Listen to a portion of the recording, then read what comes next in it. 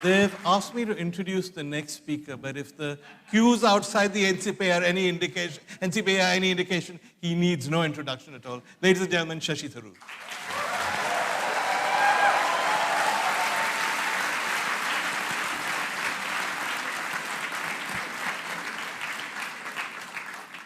You know, it's a cliche to begin a speech by saying some joke which begins with, I have good news and I have bad news. But I'm going to show the gentleman from the proposition that I have good news and I have good news. First good news is, like Pavan, I too am not a peacenik. You won't find me holding a candle at the Wagah border.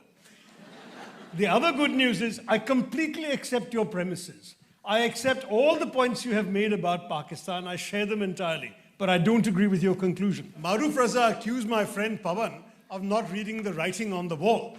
I want to let him know that I've read the writing on the wall, and it says in plain graffiti, never say never.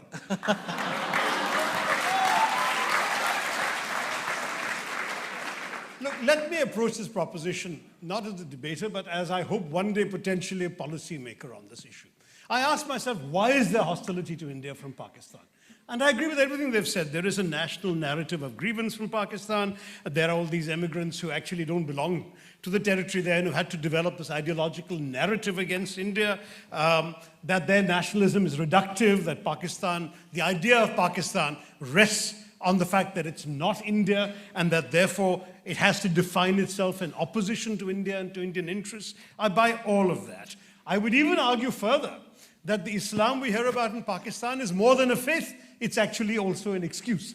And the excuse is what? That, to quote a famous Pakistani scholar, Wahidur Zaman, in 1973, he said, if, God forbid, he added, the Arabs cease to be Muslim, they'll still be Arabs. If the Turks cease to be Muslim, they'll still be Turks. If the Iranians cease to be Muslim, they'll still be Persians. If we cease to be Muslim, what are we? And a Pakistani indeed gave the answer that somebody has attributed here to Zia-ul Haq, which is second-rate Indians. And the second-rate Indians is what they fear being, and so Islam has become part of the ideological narrative. I would go beyond all this and say the fundamental problem between India and Pakistan is the nature of the Pakistani state, which is that it is a state, to paraphrase Voltaire on Prussia. In India, we have an army, we have a state that has an army. In Pakistan, we have an army that has a state. So it goes right back to partition, thanks to the British martial races theory. A country that, with both wings still intact in 47, India, Pakistan and Bangladesh, had 21% of India's territory, 17% of India's revenue. They got 30% of the army, 40% of the navy, and 20% of the air force. 75% of Pakistan's first budget was spent just on maintaining this disproportionate army. Did they reduce it? No, because the army had the guns and they wanted to stay where they were. So today you don't join the army to defend the country, you join the army to run the country.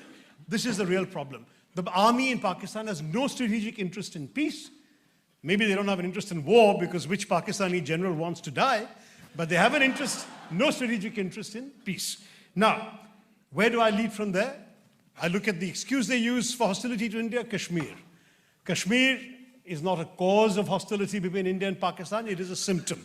It is a symptom of the Pakistani army's need for an excuse. Therefore, I would argue that we should open our doors and hearts to ordinary Pakistani people who have nothing to do with the military establishment. We should offer them a market for their traders and their industrialists. We should give them a creative umbrella for their artists and their singers. We should, in fact, yes.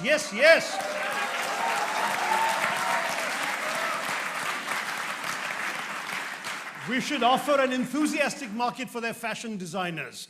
We should give a home away from home to those seeking refuge from Pakistan, from the realities of Pakistani life, because most Pakistanis are not jihadis. They are ordinary people like you and us. And have any of you met a Pakistani who has come to India and not been entranced by this land that they were denied by their own partition? Every Pakistani who comes here turns out to be an admirer and a friend of India's. So we should, in fact, liberalize visas. We should encourage them to come. We offer magnanimity and generosity of spirit. We will, in fact, have a chance of persuading Pakistan to rethink their attitude to us, and we will improve the environment and the atmosphere within which we can conduct the diplomacy that eventually will let us get on with our own development in peace. So I just want to say the proposition is wrong. You cannot say that India and Pakistan can never be friends. We cannot be friends with the ISI or with the generals in Rawalpindi, but we certainly can be friends with those Pakistani people to whom we open our hearts and our hearts. Thank you very much.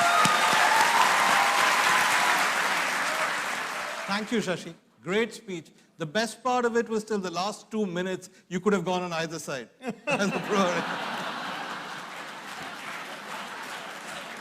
I started off by saying that I accept it. Very cleverly done. Just a sort of slight headline-grabbing question.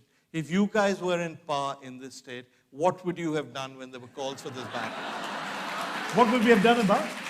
If there had been these calls for bans on Karan Johar's movie, etc., what attitude would your government I hope we would have stood against it. I hope we would have stood against it. Certainly no Congress chief minister would have negotiated a settlement with an extra constitutional authority. I'm going to ask you to vote. Okay, so all those who believe that India and Pakistan can never be friends, that's this side, raise your hands. All right. It's pretty much the same as before the debate, all right? And the other one, all those who oppose the motion that India and Pakistan can never be friends. Who wins? What do you think? Looks pretty evenly divided to me. All right. Okay, all right. I think by the narrowest of margins, as predicted by Maruf Raza, the motion is defeated. That side wins. And that, my friends, is how the subject should be debated, with facts, with ideas, with style, with respect for the other point of view, and with, well, brilliance.